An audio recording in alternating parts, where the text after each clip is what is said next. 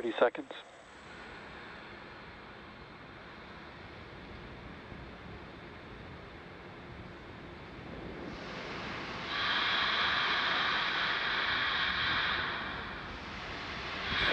Seconds. 10, 9, 8, 7, 6, 5, 4, 3, 2, 1. Lift off.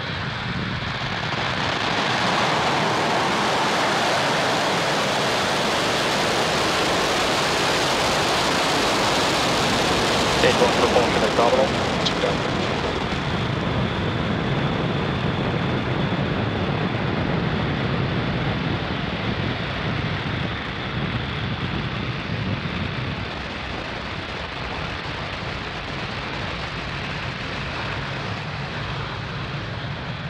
We're at T plus 30 seconds into flight, Falcon 9 successfully lifting off from Pad 40 at Cape Canaveral Space Force Station, and we're carrying the Amazonas Nexus payload on board.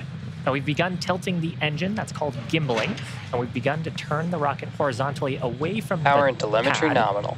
That is called a gravity turn. And we're still going up, but we're also heading away horizontally from the launch pad. We just throttled down the Merlin 1D engines in preparation for our next event. That's the point of maximum aerodynamic pressure on the vehicle, point of highest stresses during ascent.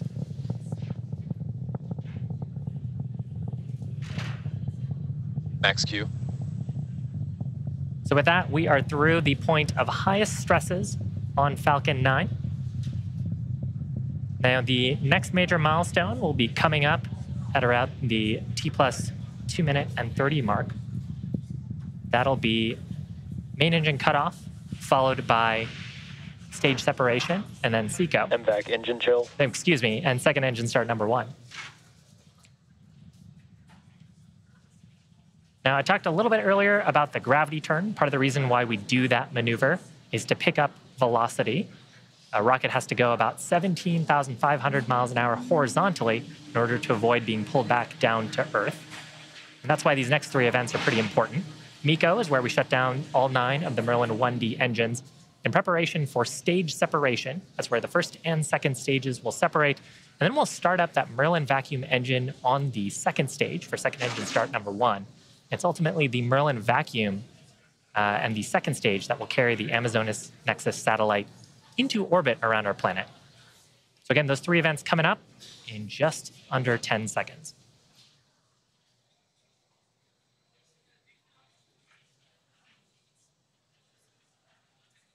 Main engine cutoff. Acquisition of signal Bermuda. Stage separation confirmed. MVAC ignition. Great views. On the left-hand side of your screen, we're looking up through the inner stage at the second stage. And we've got a view here on the right-hand side of our screen of the Merlin vacuum engine starting its burn. This burn will continue about until the T plus 8 minute mark. Next major milestone will be fairing separation on the second stage. That coming up at about T plus 3.5 minutes. Now that we are outside of most of the atmosphere, we don't need to carry the weight of those fairing halves, so we'll jettison them back to Earth for attempted recovery and reuse on a future mission.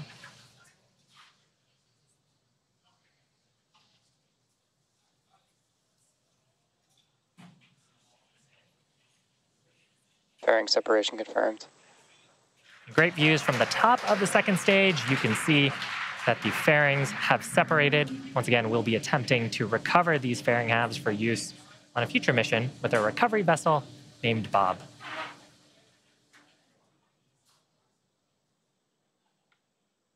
It's just about T plus 4 minutes into today's mission. And if you're just joining us, we had a successful liftoff at 8:32 p.m. Eastern from our Space Launch Complex 40 in Cape Canaveral, Florida.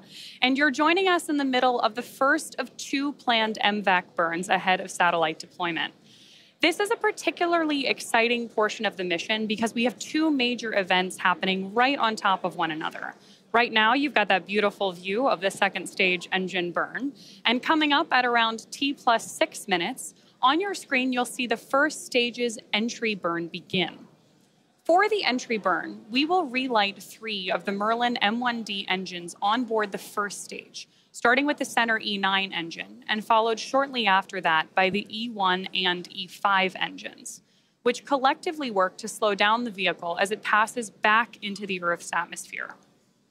We need to slow down to reduce re-entry forces, which help us recover and reuse the first stage booster. The first entry burn will be one of Downward 2 trajectory for both vehicles. scheduled burns for the first stage, and you can hear both vehicles are still on track. During the entry burn, Falcon 9 is decelerating by firing those Merlin engines, but we're still moving really fast. This causes the vehicle to fly through Merlin's exhaust gases, also called the rocket plume, and this deposits a layer of soot on the surface of the vehicle. That soot comes from the carbon-based fuel that Falcon 9 uses, and with each flight builds up a little more on the outside of Falcon 9, making it look just a little bit toastier.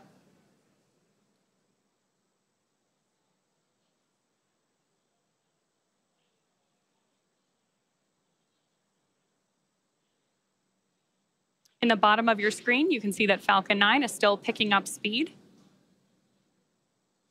and continuing to climb on its way to space.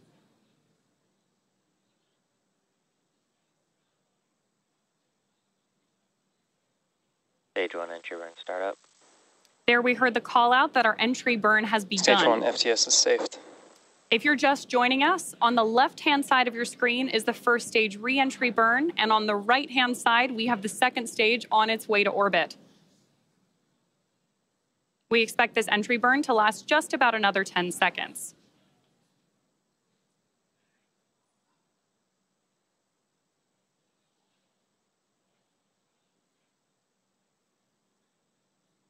Stage 1 entry burn shutdown. There we have confirmation of stage 1 entry burn shutdown. Reusability is key to lowering the cost of spaceflight, which enables more investments in critical scientific research. The Falcon 9 first stage on your screen that is supporting today's mission is about to perform its final entry burn for the 6th time, previously having supported SES-22, Downward trajectory iSpace's for both vehicles. Hakuto R Mission 1, and 3 Starlink missions. Today's landing target is our drone ship, Just Read the Instructions, which is positioned in the Atlantic Ocean about 325 nautical miles off the coast of Florida. The Merlin engines on board both the first and second stage are actually quite similar, but they are optimized differently. The Merlins on stage 1 are optimized for sea level. These achieve approximately Terminal guidance. 190,000 Stage 1, pounds of turn thrust during both ascent and descent. Fun fact, at liftoff, Falcon 9's first stage has thrust greater than 5 747 airplanes at full power and is consuming approximately 700 gallons of fuel per second. By contrast, the MVAC engine is optimized for approximately 220,000 pounds of thrust in vacuum, Stage 2 FTS is saved. which is, of course, the vacuum of space. Stage 1 landing burn. See that stage 1 landing burn has begun, and in just a couple of seconds here, we will shut down the MVAC engine on our second stage. MVAC shutdown. There you have it.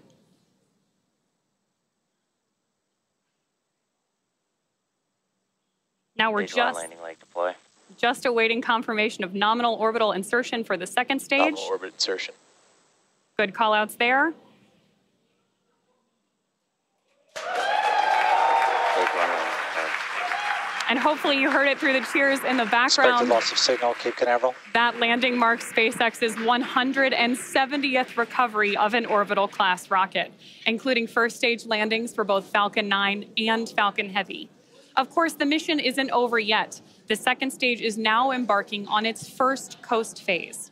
After the coast phase, we will light the MVAC engine for a second time at around T plus 26 minutes. We'll see you back here before then. In the meantime, enjoy the space tunes. There you can see on your screen that we've had reignition of MVAC on board the second stage. This burn is planned to last about 1 minute. And during this time, what we're doing is actually boosting both the second stage and the payload from that parking orbit I mentioned into our target geostationary transfer orbit for our customer Hispasat. Just about 30 seconds left in this burn, and obviously it's a beautiful day up in space.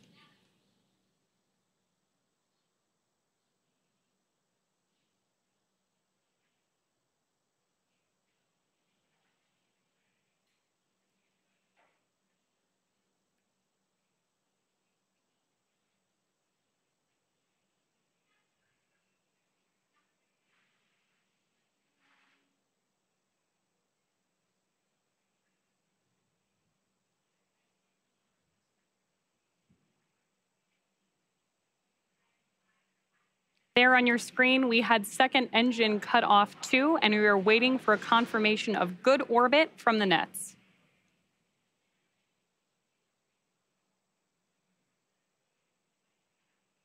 At this point, the Amazonas Nexus payload is still attached to Falcon 9's second stage, with payload deploy scheduled to occur in just about 8 minutes. And we do have confirmation of a good orbital insertion for that second burn. Now, as a reminder, the Amazonas Nexus satellite will serve as a replacement for Amazonas 2 and will provide coverage for North and South America, Greenland, and the North and South Atlantic corridors. The Amazonas Nexus satellite has an all-electric propulsion system that makes it a lighter satellite and reduces the cost of putting it into orbit. And following deployment into this geosynchronous transfer orbit, the satellite's going to exercise a few of its systems to get into its final operational geostationary orbit. So coming up next, major milestone is payload deployment.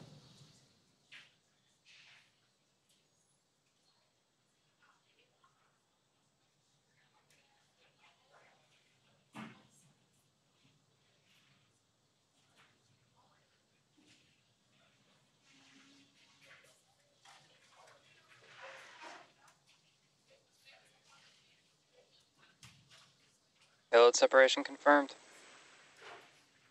And there is a great shot from the top of the second stage, watching the Amazonas Nexus satellite continue on with the rest of its mission.